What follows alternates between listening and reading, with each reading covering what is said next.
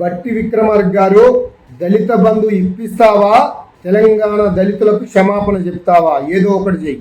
కేసీఆర్ గారు 10 లక్షలు ఇస్తున్నాడు దళిత బంధు, నేను 12 లక్షలు ఇస్తాను మేము అధికారం రాగానే అన్నావు. ఏమైంది?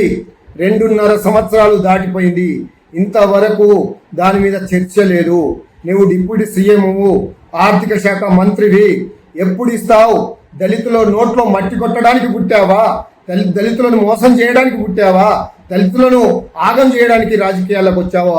తెలియజెప్పాల్సిన అవసరం ఎంతైనా ఉన్నదని ఈ సందర్భంగా తెలియజేస్తూ, నువ్వు మధ్యలో మీటింగ్ పెట్టముందే వెంటనే దళిత బంధును ప్రకటించాలని, నువ్వు ఇస్తానన్న 12 లక్షల రూపాయలు వెంటనే ప్రకటించి ఎంతమందికి ఎప్పుడు ఇస్తావో చెప్పాలని ఒక ఉద్యమకారుడిగా, ఒక దళిత బిడ్డగా, బీఆర్ఎస్ పార్టీ నాయకుడిగా డిమాండ్ చేస్తున్నాను.